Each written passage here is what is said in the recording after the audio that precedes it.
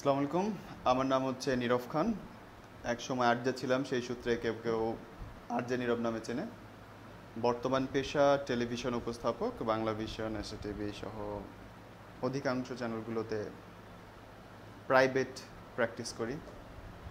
আর Asian radio 90.8-এর programme প্রধান, এরও programme. আর মাঝে মধ্যে কখনো টাকার দরকার হলে নাটক অভিনয় করি। This is all about me. পড়ালেখা করেছি ঢাকা বিশ্ববিদ্যালয় থেকে, ভর্তি হওয়া সেই 2000 সালে। অনার্স মাস্টার্স ওখান থেকেই শেষ করা, গণযোগাযোগ ও সাংবাদিকতা বিষয়, যেটাকে বলে ম্যাস কমিউনিকেশন অ্যান্ড জার্নালিজম। আর তার আগের পড়ালেখাটা গ্রাম থেকে, এসএসসি এইচএসসি সব গ্রাম থেকে পড়ে আসা। এটা আপনার রাজবাড়ী জেলার পাংশা থানার মাছপাড়া নামক একটা অঞ্চল, সেখান থেকে পড়ালেখা শেষ করে আসা। ব্যাকগ্রাউন্ড ছিল আর্টস, পিওর আর্টস, যেটাকে মানবিক বলে। এবং সাধারণত গ্রামের মানুষদের ধারণা হয় যে যারা তুলনামূলক বাজে স্টুডেন্ট থাকে তারা আর্টস পড়ে। সুতরাং ওইভাবে দেখলে আসলে আমি স্টুডেন্ট ক্যাটাগরিতে বি ক্যাটাগরির বরাবরের। এখন পর্যন্ত যদি বলো যে এইমটা কি লাইফের, আমি অনেকবার এইম চেঞ্জ করেছি। যখন বুঝতে শিখি প্রথম স্কুলে যাই, তখন মনে হতো যে প্রেসিডেন্ট হব। ইরশাদ সাহেব হচ্ছে তখন প্রেসিডেন্ট, খুব ক্ষমতাবান লোক, যা বলে তাই হয়ে যায়। তো তখন মনে হতো ইরশাদ হইতে হবে। তারপরে ইন্টারমিডিয়েটে উঠে মনে হলো যে না বাবা, সবচেয়ে ক্ষমতাবান লোক হচ্ছে প্রিন্সিপাল, সো প্রিন্সিপাল হইতে হবে। ইউনিভার্সিটিতে এসে মনে হলো এসব কিছু না, ইউনিভার্সিটির টিচার হচ্ছে জীবনের একমাত্র ইচ্ছা, তারা মহান, সো তাদের কাছাকাছি যেতে হবে। ইউনিভার্সিটি পাশ করব সেই সময় মনে হলো না, এসব কিছু না, জীবনে কোনো রকমভাবে চলতে পারলেই হয়। মাস শেষে কয়টা টাকা, বাসায় গিয়ে একটু আরামসে ঘুমানো, সন্ধ্যাবেলা একটু চা খেতে বসা, দ্যাটস ইট। মানে প্ল্যান করে আর্ট যাবো, প্ল্যান করে মিডিয়ায় আসবো, না, এইগুলো আসলে ছিল না। রেডিও জকি হওয়াটা খুব অদ্ভুত এই কারণে যে আমি তখন ঢাকা ইউনিভার্সিটিতে পড়ি। এটা 2004-এর দিকের কথা। তো আমরা ডিবেট করতাম, এবং luckily and love to say যে তখনকার ঢাকা বিশ্ববিদ্যালয়ের যে বেস্ট ডিবেট টিমটা ছিল, I was one of them. ওই মূল টিমটাতে ডিবেট করার সুযোগ পেয়েছি, এবং আমার হলের কমিটিতে ছিলাম, এবং কর্তা প্রধানদের ভূমিকায় ছিলাম। ওই সূত্রে ঢাকা বিশ্ববিদ্যালয়ের শিক্ষকদের সঙ্গে একটা সখ্যতা গড়ে ওঠে, একটা জানাশোনা হয়। এবং সেই সূত্রে রূপা চক্রবর্তী নামে একজন শ্রদ্ধেয় শিক্ষক, তিনি বাংলা শেখান বিদেশিদের ভাষা, ল্যাঙ্গুয়েজটিকের টিচার। তো তিনি একদিন ফোন করে যে বাবা, আমরা একটা রেডিও করব, তো ওই জন্যে কিছু ছেলেপিলে দরকার যারা ইনস্ট্যান্ট কথা বলে, তুই যদি আসিস আমাদের জন্য ভালো হয়, একটু ট্রেনিংটা কর। আই ওয়েন্ট দেয়ার, এবং শুধু আমি গিয়ে দেখলাম যে আমি একা না, ওইখানটায় আরও প্রায় 28 জন মতো, 52 জন 28 দিন ব্যাপী আমাদের একটা হলো ট্রেনিং সেশন হলো। প্রতিদিন বিকেলবেলা আমরা টিএসসিতে বসে ট্রেনিং হচ্ছে। এরকম হতে হতে শেষে গিয়ে রেজাল্ট হলো, এবং রেজাল্টে 5 জনকে আরজে হিসেবে সিলেক্ট করা হলো, এবং শুক্র আলহামদুলিল্লাহ আমি তাদের মধ্যে প্রথম ছিলাম। এবং এই মানুষটা প্রথম আরজে হিসেবে বাংলাদেশে অ্যাপয়েন্টমেন্ট লেটার পায়, তার নাম হচ্ছে নীরব খান। দ্যাট ওয়াজ মাই লাক। এবং লাক অ্যান্ড আরেকভাবে বলতে গেলে মানে হয়তো বা চেষ্টাও, কারণ এখন যেসব সিনিয়র আরজে যারা আছে তারা অনেকেই সেই টিমে ছিল, আসলেই তারা ভালো করছে বা ভালো কথা বলে, সেই সূত্রে তারা ঢাকা ইউনিভার্সিটির বাইরের তারা ছিল, তো তাদেরকে ডিঙে আমি হই। তো তখন এবিসি রেডিওর জন্য সেটা হয়েছিল। মতিউর রহমান চৌধুরী ছিলেন তখন মালিক, এখন তো প্রথম আলোদের। তো পরে মালিক ওটাতে বিক্রি করে দিলেন রেডিওটা। তখন তার আগে আমি আবার রেডিও টুডে যখন আসে ওদের কোর্স করানো হচ্ছিল, ওদেরকে সেম প্রসিডিওরের মধ্যে দিয়ে ওদের জবে নেওয়া হচ্ছিল। সেই সূত্রে আমি ওদেরকে শেখাবার একটা প্রক্রিয়ার মধ্যে ছিলাম।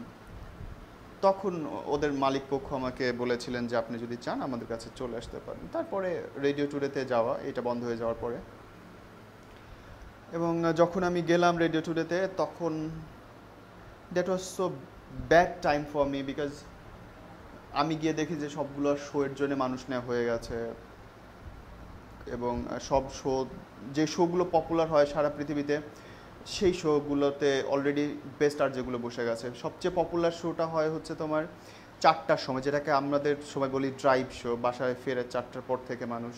আরেকটা হয় মর্নিং শো, যখন অফিসে যায়, অফিস থেকে ফেরার আর আসার এই দুটা টাইমটা হচ্ছে সবচেয়ে বেশি ইম্পর্ট্যান্ট রেডিওর জন্য। সো ওই সময় ওদের সিলেক্টিভ বেস্ট আর যে অ্যাকর্ডিং টু দেম তারা বসিয়েছিল। তো মন খারাপ করেই আমাকে বেসিক্যালি রাত্রের শো দেওয়া, কারণ রাত্রের শো কেউ করবে না, এটা হিট হবে না বলে কেউ করবে না এই হিসেবে। তো আই স্টার্ট, অ্যান্ড আল্লাহর রহমতে 1 বছর পরেই তো ফলটা পেলাম, এবং আমি দেখলাম যে বাংলাদেশের 58% মানুষ তখন রেডিওতে শুধু আমাকেই শুনতো। That was huge. পরের বছরে গিয়ে দেখলাম 65-65% পুরো বাংলাদেশে। এবং যখন ছেড়ে দিই আমি রেডিওটা 2010-এর ডিসেম্বর, তখন পর্যন্ত আমার লিসনারশিপ হচ্ছে 56%। তখন 4টা রেডিও অলরেডি মার্কেটে। সো যতদিন রেডিওতে ছিলাম, খুব বাজেভাবে শুরু করার ফলেই হয়তো যুদ্ধ করার অতটা শক্তি আমি পেয়েছিলাম, যে নিগৃহীত থেকে থেকে নিজের জায়গাটাকে শক্ত করা, এটা কঠিন ছিল। Thanks Allah, I make it.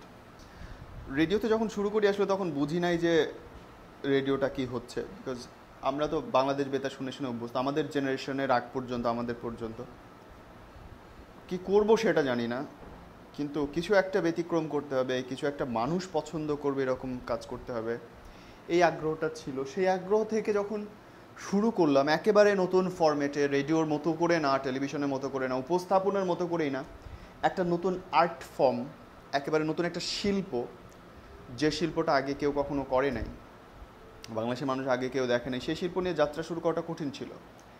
প্রথমত মানুষের অনেক নেগেটিভ কথা শুনতে হয়েছে, নেতিবাচক কথা শুনতে হয়েছে, যে এরকম করে এরা কেন বলছে, এরকম করে এরা কেন চলছে। কিন্তু মানে রাত শেষে দেখা গেল যে আমাদের কথাগুলো অনেক বেশি মানুষ পছন্দ করছে, এবং এই পছন্দ করাটা যখন আস্তে আস্তে আমরা বুঝতে পারলাম, এই অনুভূতিটা আসলে বলা যায় না।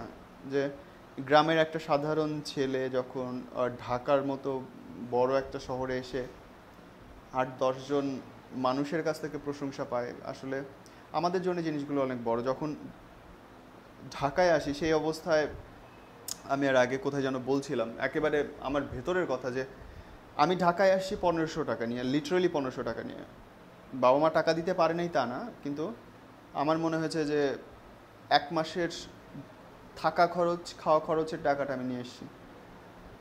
এরকম দিন গেছে ঢাকাতে যে আমি রাস্তায় ঘুমাইছি, লিটারালি রাস্তায় ঘুমাইছি।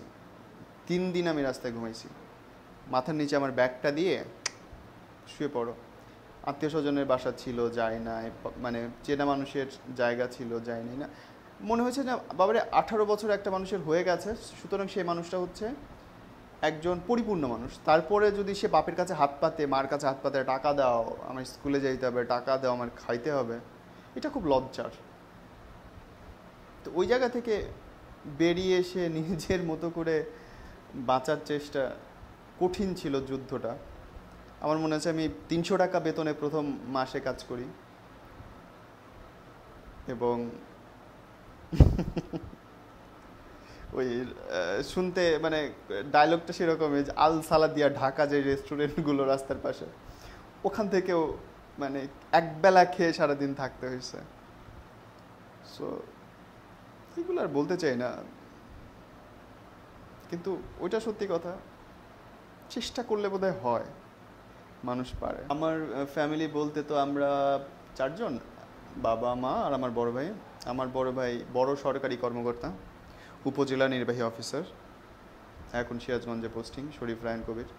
অ্যান্ড লাভ টু সে যে আমার বড় ভাই গত দুইবার পরপর বাংলাদেশের সেরা ইউনো নির্বাচিত হয়েছেন সততা এবং কর্মক্ষমতা দিয়ে। আব্বা আম্মা চাঁদ আলী খান, রোকেয়া পারভিন, তারা দুজনই মুক্তিযোদ্ধা এবং সরাসরি যুদ্ধ করা মানুষ। তারপরে শ্রেণী সংগ্রামের সময় যখন আসে 75-76-এর সময়টাতে, তখন তারা সমাজতন্ত্রের জন্য যুদ্ধ করেছেন, জেল কেটেছেন। ওরকম একটা সংগ্রামী পরিবার থেকে আসলে আমার উঠে আসে। এবং ভাই ভাবি, ইয়েস, আমাদের একটা বেবিও হয়েছে, আমার ভাতিজা হয়েছে বিভোর রায়হান। এবং আমার ভাবিও অনেক ভালো স্টুডেন্ট, বাংলাদেশে এখন পর্যন্ত বোর্ড স্ট্যান্ড করে আছেন তিনি, রেকর্ড সংখ্যক নম্বর। শম্পা, মানে টোটাল ফ্যামিলিটা অনেস্টলি স্পিকিং বেশ ব্রাইট একটা ফ্যামিলি, যদি ইন্ডিভিজুয়ালি বলি, নিজের ফ্যামিলি বলে বলছি না। তো সেই ফ্যামিলির একটা ছেলে সরকারি চাকরি করবে, এটা স্বাভাবিক ছিল। বিসিএস করব, সরকারি চাকরি করবে, এটা খুব নর্মাল ছিল যে ওকে যাও। তো সেখান থেকে এসে 10-12 হাজার টাকা দিয়ে চাকরি শুরু করা এবং এরকম একটা স্ট্রাগলের দিকে নিজেকে ঠেলে দেয়া যে না, নিজের পরিবারের কাছ থেকে অর্থনৈতিকভাবে কোনো সুযোগ সুবিধা না নিয়ে ঢাকায় নিজে নিজে বড় হওয়ার চেষ্টা করা, এটা অনেক অনেক কঠিন। এটা শুনে বলে বোঝানো যায় না। But yes, one thing they did, সেটা হচ্ছে আমাকে মেন্টাল সাপোর্ট দিয়েছে। আমি যখনই যা করেছি, যে প্রফেশনে গেছে, এখন পর্যন্ত প্রায় 10-12টা চাকরি তো করে ফেললাম, কোনো দিন তারা আমাকে না করে নাই যে এটা করিস না, বরং যুদ্ধের জন্য পাঠিয়েছে ঠিকঠাক মতো। Whatever you do, go there, যাই করছো যাও and make it to years, নিজের মতো করে নাও। ওই সুবিধাটা, ওই সুযোগটা আমি পেয়েছি, সাপোর্টটা পেয়েছি। সো ফ্যামিলি সব দিক থেকেই সাপোর্টিভ ছিল। একটা ভালো বেতন পাবো, একটা ভালো বেতন, একটা আর্থিক নিরাপত্তা, ব্যাস সেই জন্যই কাজ করা।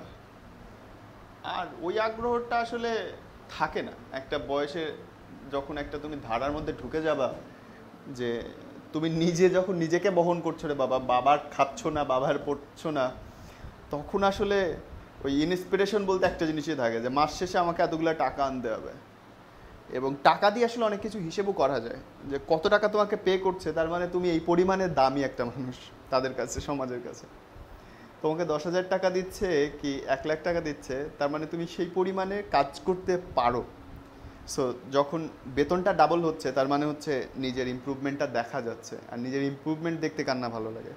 সুতরাং কাজ করার পেছনে ওইটাই আসলে মূল কারণ। ওই আপেলদের মতো বলতে চাই না মানুষ ভালো বলবে, দেশের জন্য, দশের জন্য কাজ করেছে, নট দ্যাট।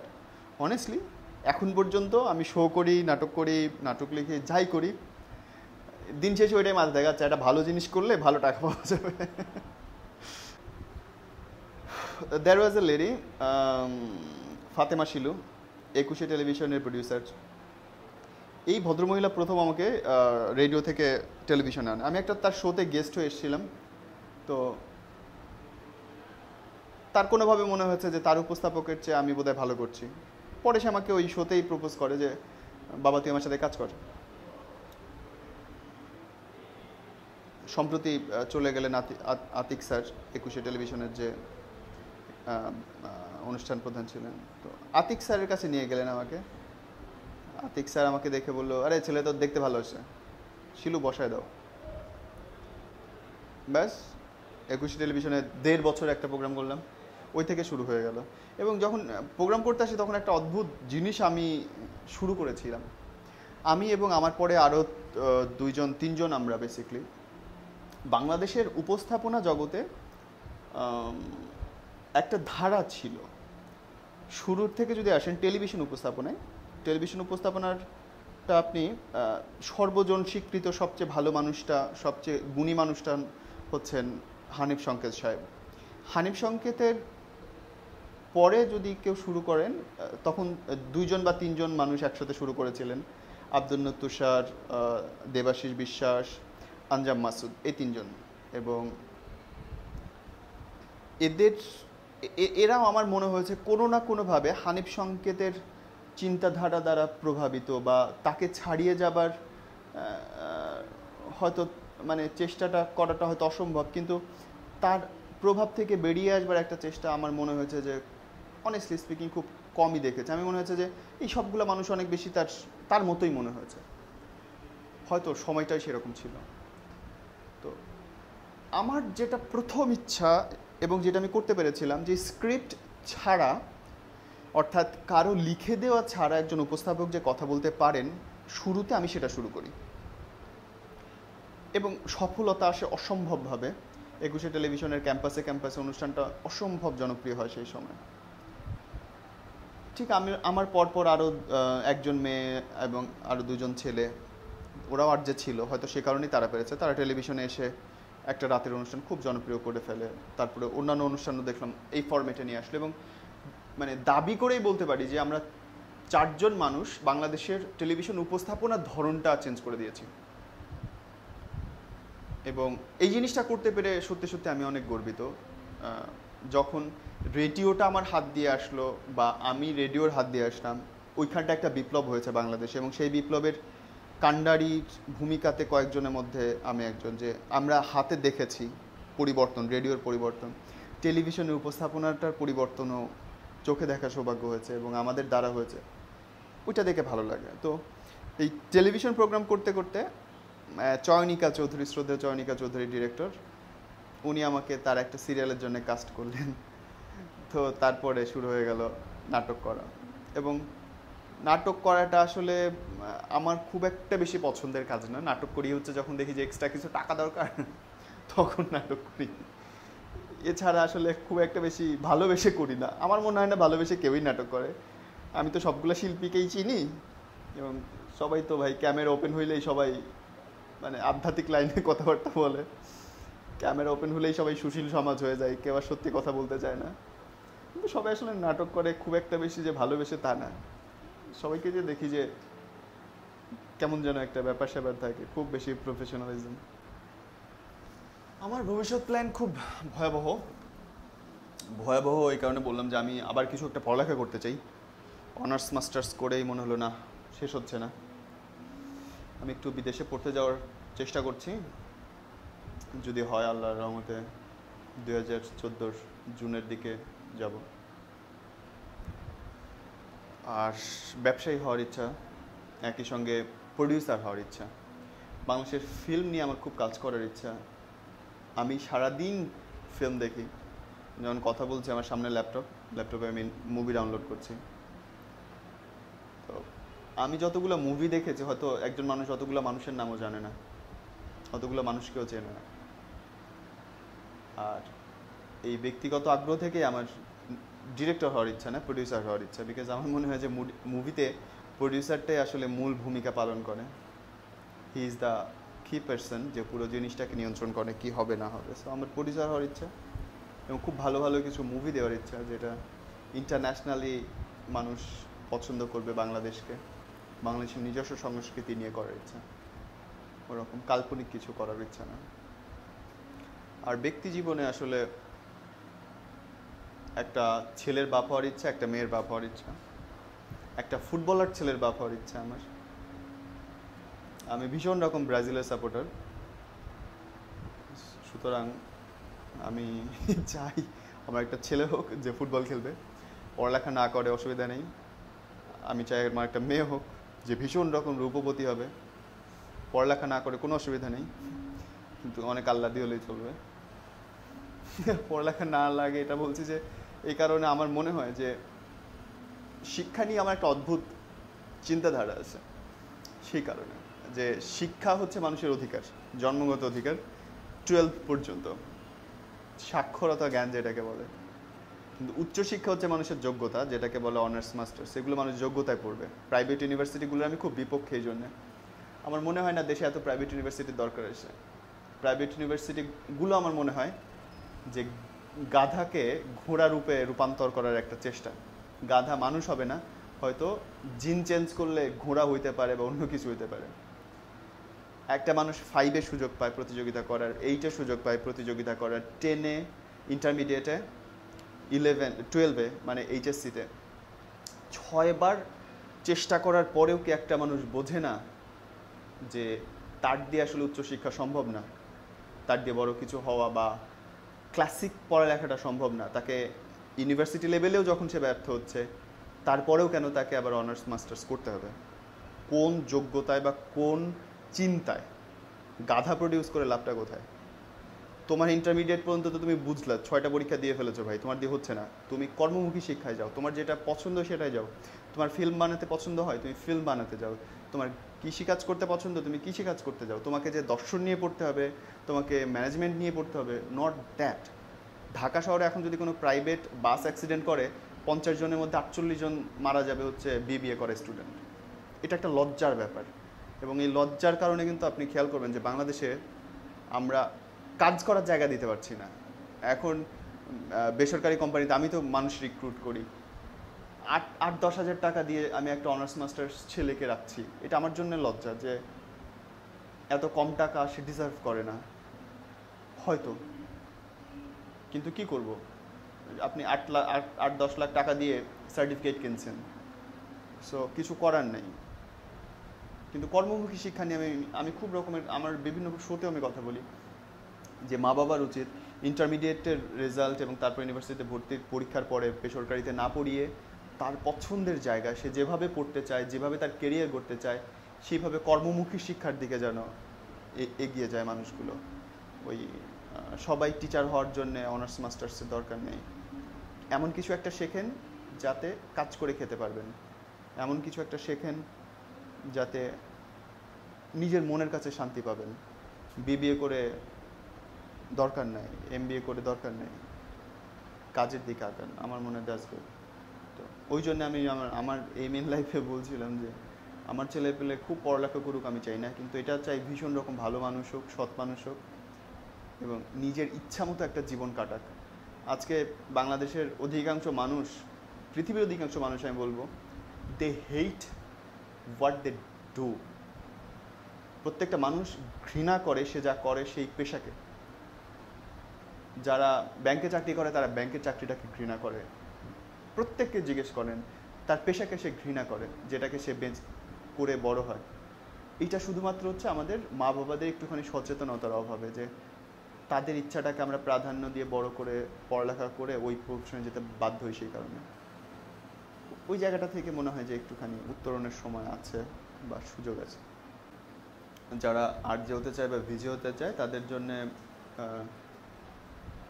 নতুনদের মধ্যে বলবো যে আমার একটা বই আছে, আমি একটা টেকনিক্যাল বুক লিখেছিলাম, পেশাগত বিদ্যে আরজে হয়ে ওঠা। এটা আজ সুপার মার্কেটের 3তলা একটা দোকান আছে, স্বপ্নবাজ নাম, ওদের ওইখানটায় আছে। সো এই বইটা পড়লে আপনারা দেখতে পারবেন যে কেমন করে একবারে এ থেকে জেড পর্যন্ত দেওয়া আছে, কেমন করে একটা মানুষ এই পেশায় আসতে পারে। আর নতুনদের যারা বলবো আসতে চান, খুব ভালো কথা, ওয়েলকাম, কিন্তু বয়সটা একটু বাড়ুক, 17-18-তে না, অ্যাটলিস্ট অনার্স সেকেন্ড ইয়ারে যদি হয় ভালো, ম্যাচিউরিটি তো বাড়ে তাতে। আর পড়ালেখার জ্ঞানটা অনেক থাকতে হবে, অনেক বেশি পড়ালেখা, অনেক বেশি। সমস্ত রবীন্দ্রনাথ যদি আপনার পড়া শেষ হয়, সমস্ত নজরুল যদি আপনার পড়া শেষ হয়, আন্তর্জাতিক সাহিত্য যদি আপনি এপিট ওপিট করে ফেলতে পারেন, আপনি যদি বর্তমান রাজনীতির সঙ্গে, বিশ্ব রাজনীতির সঙ্গে খুব পরিচিত থাকেন, তাহলে আপনি আসেন। এবং আপনার যদি মনে হয় যে আপনার কথা বলতে খুব বিরক্ত লাগে, তাহলে আপনি রেডিওতে আসেন। যদি মনে হয় যে আপনি ভীষণ রকম কথা বলতে পছন্দ করেন, তাহলে আপনি বন্ধুদের সঙ্গে আড্ডা মারেন। কারণ রেডিওতে আসলে কথা বলার জায়গা খুব কম, আর যেটা তো খুব অল্প সময় কথা বলে, 1 ঘন্টায় হয়তো সর্বোচ্চ সে 5 মিনিট কথা বলে, কিন্তু একজন সাধারণ মানুষ আমরা কথা বলি 1 ঘন্টা প্রায় 40 মিনিট। সুতরাং যদি অনেক গুছায়ে খুব অল্প কথা বলতে ভালো লাগে বা কথা বলতে বিরক্ত লাগে, তাহলে আপনি রেডিওতে আসেন। You are radio quality. আর যদি আপনার ভীষণ কথা বলতে ইচ্ছা করে, বন্ধুরা বলে যে তুই সুন্দর করে কথা বলিস, ভীষণ কথা বলিস, তাহলে বুঝবেন you are radio freak, not a radio quality. You are a television freak, not a television quality. আর টেলিভিশনের জন্য আসতে হলে you must have to look good. যদি ক্যামেরার সামনে আসতে চান, ভিডিও হইতে হলে অবশ্যই দেখতে সুন্দর হতে হবে, এর কোনো বিকল্প নেই।